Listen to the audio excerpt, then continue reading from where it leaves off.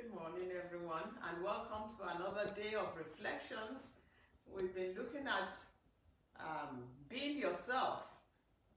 Monday, we talked about being yourself. Yesterday, we said that we need to be content with who we are, who God has made us to be, and who God has purposed us to be.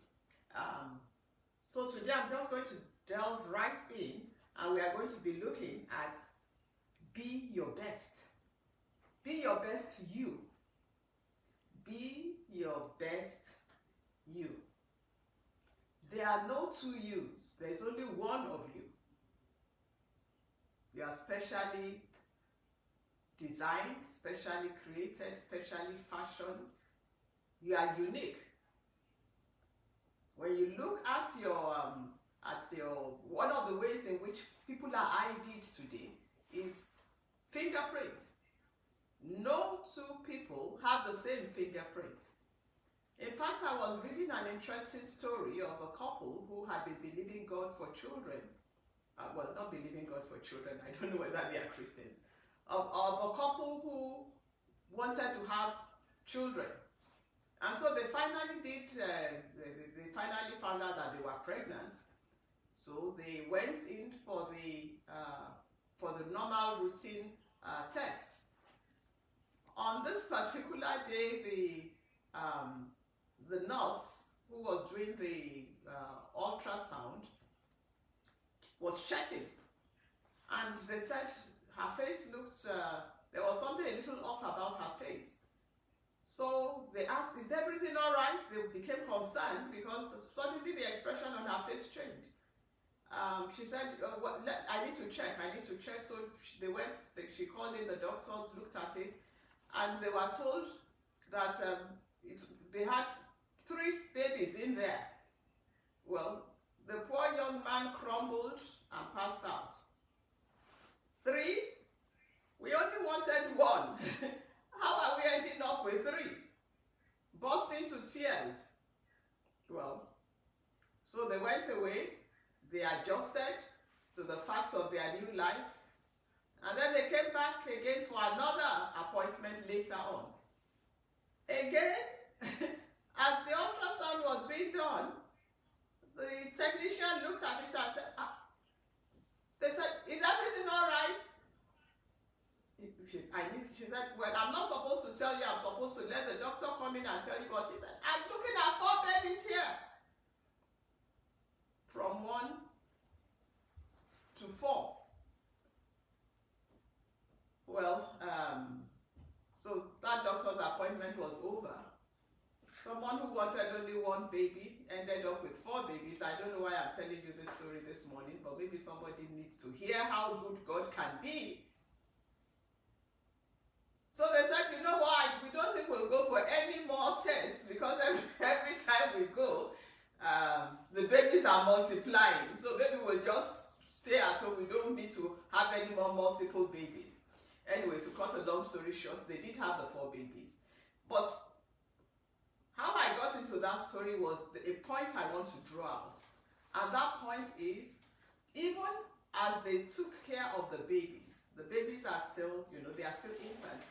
They said every one of those babies that they can begin to see that they have different personalities. The amazing thing, before I forget, is that the babies are identical. The babies are identical, and from medical statistics, I don't remember, but it's 1 in I don't know how many millions. So it was 1 fertilized egg that split into 2, and those 2 again split into 2. So they had 4 identical baby boys. But they said, even as they held those babies, each of them, their personality was different. You are unique. So be content with what you have, because the way you are created is to be exactly who you are. So how do you move from where you are and make something better of your life? Be the best. Be the best you that that you can be. Be the very best you that you can be. Don't sit back, I told you yesterday, don't sit back on your oars and say, oh, there's only one of me, I'm unique. I'm content, because again yesterday I said godliness with contentment is great gain. I'm content with whatever I am. No, no, no, no, no. Do everything you can do to be the best you that you can be. Because there are no two yous. You owe yourself the duty to bring out every nugget of gold that has been intentionally, strategically put inside of you by the master creator, the master designer, the master planner, the master architect himself, the Lord God Almighty. Be the best you. Yesterday I stumbled on something, some of these chats that people send, and there was this young woman, this young lady. She says, when I look at food, I'm just looking and thinking, what can I create that will be beautiful out of this? So, she started doing artwork with food. Beautiful, beautiful designs. The only thing about it is, because it's food, she said, I have to work quickly, because the food, of course, after exposure to the elements, after some time, will lose its color. So, anything that she finds, she will begin to work on it, create beautiful, beautiful designs, take photographs of those designs, post them on Instagram, and they are beautiful. I mean, she had a picture of a beautiful woman. She had so many pictures. What did she use? Some of them she used okra, ground okra. I was looking at it. I was totally blown away. Beans, any kind of food that she saw, she will just sit down and quickly create something, a beautiful picture out of it. She made fried plantains into a beautiful flour, set it on a plate, set some rice there, created some things around it, made it look beautiful, beautiful picture. Quickly took the picture, posted it on Instagram. Somebody will say, why is she wasting? That's just a waste of time. Why is she investing her time on making artwork that would not last? Because really, she can't make those designs out of food and keep it for a day. It can't last even till the second day. Somebody will say that's a waste of her time. That's a waste of, but no. That's the gift she has. And guess what? Because she began to work that gift, she began to post photographs on Instagram. Today she has lots of followers. Do not minimize the gifts that you have. Do not minimize that you find that are in you and unique to you.